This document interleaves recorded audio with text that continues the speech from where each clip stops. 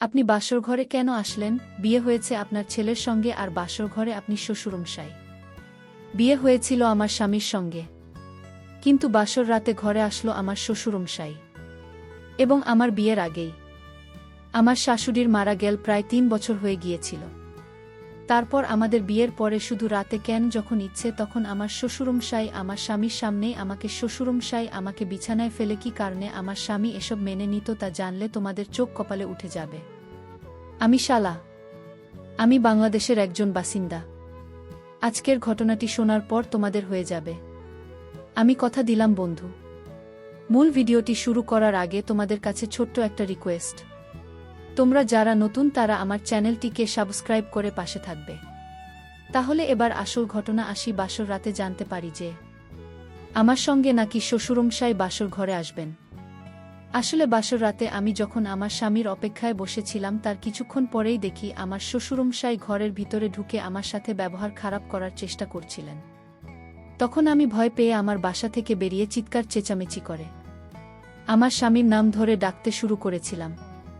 কারণ ওই সময় তো আমি আমার স্বামী ও শ্বশুরমশাই এ ব্যাপারে আসল সত্যিটা জানতাম না। আমার শ্বশুরমশাই ও আমার স্বামী তো আমার অভিভাবক। ও আমার থেকে অনেক বড়। একটা সত্যি কথা গোপন করে রেখেছিল এবং আমার সঙ্গে অনেক বছর না করেছিল। আমি পড়াশোনায় ভীষণ ভাল ছিলাম এবং আমার আগে আরও পড়াশোনা করার অনেক ইচ্ছে ছিল। আমি একজন মেধাবী ছাত্রী ছিলাম। ওই সময় তো আমার জীবনের সব কিছুই ঠিকঠাক চলছিল। কিন্তু একদিন হঠাৎ করে আমার বাবার এক উকিল বন্ধু আমার বাবাকে এসে বলল একটা নাকি জমিদার পরিবার আছে এবং তারা অনেক বলল এবং তাদের অনেক সম্পত্তি আছে, তাদের সুগার ফ্যাক্টরি, পেট্রোল পাম্প ও আরও অনেক কিছু ব্যবসা আছে।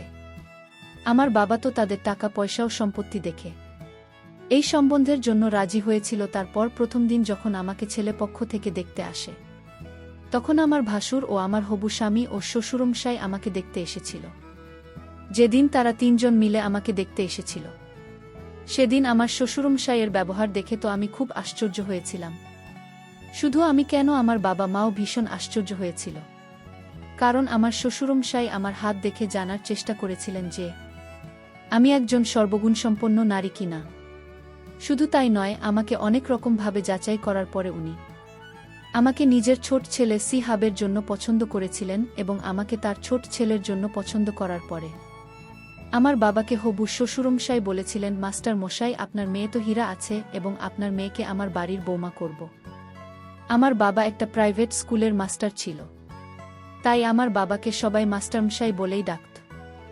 আমি বাবা মায়ের একমাত্র কন্যা সন্তান ছিলাম।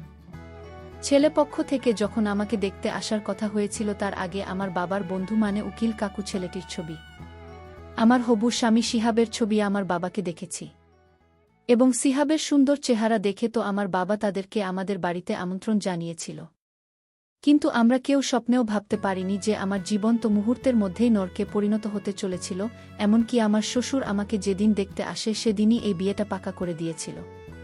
কিন্তু আমার বাবা যখন এই বিয়েটা পাকা করার আগে ভাবনা চিন্তা করার কিছু দিনের সময় চেয়েছিল, আমার হবু শ্বশুরমশাইকে বলেছিল, জমিদারবাবু এত তাড়াহুড়ো করার কি আছে, আমাকে তো কিছু দিন সময় দিন ভাবনা চিন্তা করার জন্য। তখন আমার হবু শ্বশুরমশাই আমার বাবাকে বলেছিল, মাস্টারমশাই, এই হিরেটা আমি তাড়াতাড়ি আমার রাজপ্রাসাদে নিয়ে যেতে চাই, আমার রাজপ্রাসাদের শোভা বাড়ানোর জন্য। তারপর আমার হবু শ্বশুরমশাই তার পার্সোনাল উকিলকে মানে আমার বাবার যিনি বন্ধু ছিলেন উকিল কাকু, উনাকে আমার হবু শ্বশুরমশাই চোখে চোখে কিছু ইশারা করলেন। তারপর উকিল কাকু আমার বাবার হাত ধরে বললেন, মাস্টারমশাই, আমি তোমাকে গ্যারান্টি সহকারে বলছি, এর থেকে ভালো পাত্র, এত ভালো পরিবার তুমি লণ্ঠন নিয়ে খুঁজে বেড়ালেও আর পাবে না এবং তোমার মেয়ে ওখানে রাজ করবে, রানী হয়ে থাকবে ওই প্রাসাদের। এর থেকে বেশি তোমরা আর কি চাও? তাই সম্বন্ধটা পাকা করে দাও, বেশি ভাবনা চিন্তা করার কোনো দরকার নেই। আমি আছি তো। ঠিক ওই সময় আমার শ্বশুরমশাই নিজের পকেট থেকে একটা স্বর্ণের আংটি বের করে নিজের ছেলের হাতে দিয়ে বললেন, আংটিটা আজকে পরাতে হবে। তারপর আমার বাবা মাও খুশি হয়ে আমাকে ঘরের ভিতরে নিয়ে গিয়েছিল একটুখানি তৈরি করার জন্য। আমি তখন ঘরের ভিতরে বাবা মাকে বলেছিলাম, বাবা, আমার কিন্তু কিছুই ঠিক লাগছে না, কারণ তারা আমাকে দেখতে এসে এত তাড়াহুড়ো করে বিয়ে পাকা করছে। আমাদের তো কিছু দিনের সময় দেওয়া উচিত ছিল। বাবা তখন আমার মাথায় হাত দিয়ে বলেছিল, শালা, আমার বিশ্বাস যে এর থেকে ভালো পরিবার তুই আর পাবি না মা। কারণ আমি তো শ্বশুরমশাইয়ের সঙ্গে তোর পড়াশোনার ব্যাপারে আলোচনা করেছি, এবং এটা বলছি যে তুই আগে আরও অনেক পড়াশোনা করতে চাস। তখন তো শ্বশুরমশাই বলেছে তুই যত পড়তে চাস ওরা নাকি পড়াবে, পড়াশোনার ব্যাপারে তাদের নাকি কোনো আপত্তি নেই। এবার তুই খুশি আছিস, কারণ তুই যেটা চাইছিস সেটা তো পেয়ে যাচ্ছিস। তারপর বাবা যখন আমাকে এটাও বলেছিল যে আমার শ্বশুরবাড়ির লোকেরা নাকি বিয়ের পরেও আমাকে পড়াশোনা করার সুযোগ দেবে, এই কথা শুনে তো আমি বাবা মায়ের মুখের দিকে তাকিয়ে সেজেগুজে তৈরি হয়েছিলাম। তারপর সেদিনই আমাদের আংটি বদল হয়েছিল, এবং তার কিছুদিন পরেই বিয়ের তারিখ পাকা হয়েছিল। এমনকি আমার আংটি বদল হওয়ার সময় আমার শ্বশুরমশাই যা কাণ্ড ঘটিয়েছিল সেটা শুনে তো আপনারা অনেক বেশি আশ্চর্য হয়ে যাবেন। আসলে আংটি বদলের সময় আমি তো শিহাবকে আংটি পরিয়ে দিয়েছিলাম, কিন্তু জানি না কেন তার মুখে তখন হাসি ছিল না। এমনকি সে তো আমার দিকে তাকিয়েও দেখেনি। শুধু তাই নয়, আমার হবু স্বামীর মুখে তখন হাসি ছিল না। শুধু আমার স্বামী কেন, আমার ভাসুরের মুখে কোনো হাসি ছিল না।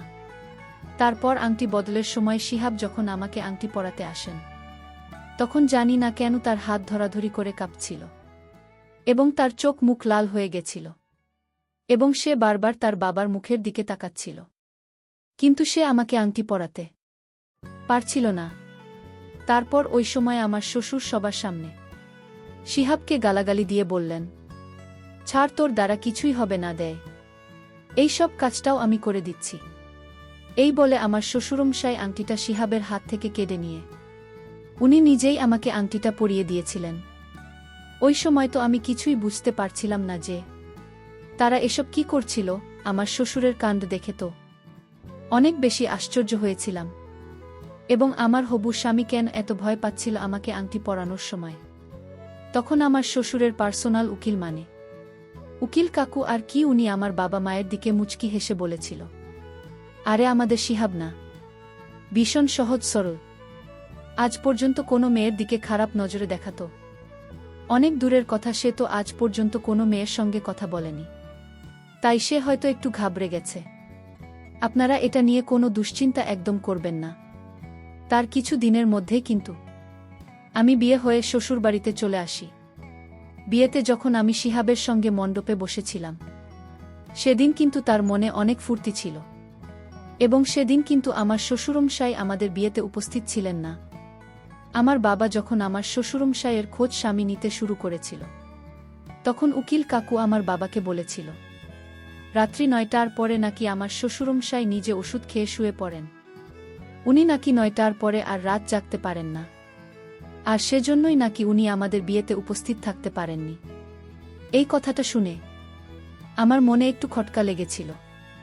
তারপর বিয়ে করে যখন আমি বিদায় হয়ে শ্বশুরবাড়িতে চলে আসি, তখন বাসর রাতে স্বামীর অপেক্ষায় বসেছিলাম। ভেবেছিলাম স্বামীর সঙ্গে অনেক ভালো সময় কাটাবে। তার কিছুক্ষণ পরেই আমার ঘরের দরজা খুলে উনি যখন আমার ঘরের ভেতরে প্রবেশ করেন, তখন উনাকে দেখে তো আমি অনেক বেশি ঘাবড়ে গিয়ে চিৎকার চেঁচামেচি শুরু করেছিলাম। কারণ আমার ঘরের ভিতরে আমার স্বামী নয়, আমার শ্বশুরমশাই আমার ঘরের ভিতরে ঢুকেছিল। তারপর আমি যখন রুম থেকে বের হতে যাচ্ছিলাম, তারপর আমি না পেরে অনেক বেশি ভয় পেয়ে ঘর থেকে বেরিয়ে যায়। তারপর আমার স্বামীর নাম ধরে আমি ডাকাডাকি শুরু করেছিলাম। তখন আমার স্বামীকে দেখলাম যে সে নিচে বারান্দার ঘরে ফোনে কারো সঙ্গে কথা বলছিল। তখন আমি আর না পেরে অনেক বেশি ভয় পেয়ে তাড়াতাড়ি আমার স্বামীর কাছে গিয়ে বললাম, তুমি এখানে আছো, আর ওদিকে তোমার বাবা আমার সঙ্গে কি সব করার চেষ্টা করছেন, এসব কি হচ্ছে? আমার স্বামী তো সব কিছু শোনার পরেও মাথা নিচু করে চুপচাপ দাঁড়িয়েছিল। তারপর উপর থেকে আমার শ্বশুরমশাই নিচে নেমে এসে বললেন, আমার ছেলেকে জিজ্ঞেস করার কোনো দরকার নেই, আমি নিজেই তোমাকে সব কিছু বলে দিচ্ছি। তারপর আমার শ্বশুরমশাই আমাকে যা বলেছিলেন সেটা শুনে তো আমার দম বন্ধ হয়ে আসছিল। আমার শ্বশুরমশাই তখন মুচকি হেসে বলল, শালা রানী, তুমি আমার বউ এবং আমি তোমার স্বামী, আর আমার ছেলেরা হচ্ছে তোমার সন্তান। আমার শ্বশুরমশাইয়ের মুখ থেকে সব আজেবাজে কথা শুনে তো আমি অনেক বেশি রেগে গিয়েছিলাম। আপনি এসব কি কথা বলছেন? আপনার মাথা ঠিক আছে তো? আমার শিহাবের সঙ্গে বিয়ে হয়েছে, আমি তখন শিহাবকে বললাম, শিহাব, তুমি চুপচাপ এখনো দাঁড়িয়ে আছো কেন?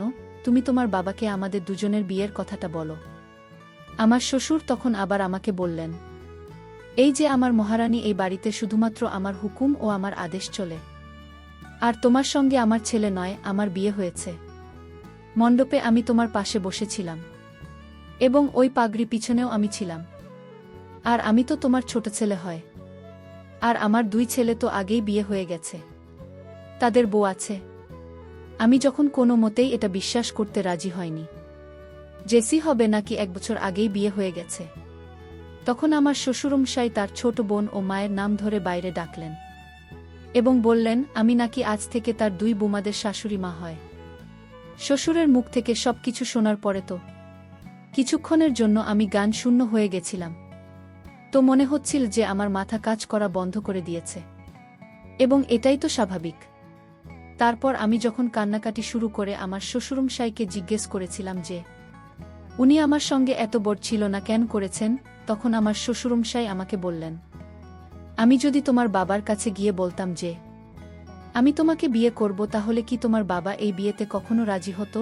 কারণ আমি তো একজন বয়স্ক বুড়ো মানুষ, আর তুমি কত তরুণী, তাই আমার ছোট ছেলেকে মোহরা বানিয়ে ছলনা করে তোমার সঙ্গে বিয়ে করেছি। এবং আমি তোমার বাবা ও মাকে মিথ্যে কথা বলছিলাম যে আমার ছোট ছেলে সিহাবের সঙ্গে তোমার বিয়ে দিতে চাই, কারণ প্রথম নজরে তোমাকে দেখি আমি ভেবে নিয়েছিলাম যে বিয়ে তোমাকেই করব, কারণ তুমি কত সুন্দরী ও তরুণী।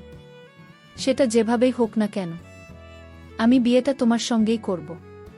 তারপর শ্বশুরের মুখ থেকে সবকিছু শোনার পরে আমি যখন কান্নাকাটি করে আমার শ্বশুরের সামনে হাত জোর করে বলেছিলাম আমাকে যাতে বাড়ি যেতে দেয়, তখন আমার শ্বশুরমশাই আমাকে বলেছিলেন, ও আমার রানী, তোমাকে তো বিয়ে করেছি এই বাড়ির মালকিন করার জন্য, তাই আজ থেকে এটা বলা ছেড়ে দাও যে তুমি বাবার বাড়ি যাবে। তারপর আমার শ্বশুরমশাই তার ছেলে ও বৌমাদের উপর অনেক জোরে চিৎকার করে হুমকি দিয়ে বললেন, তোমরা 4 জন মিলে এখানে দাঁড়িয়ে কেন নাটক দেখছে, নাকি সব নিজের ঘরে চলে যাও এবং আমাদের স্বামী স্ত্রীদের একা ছেড়ে দাও।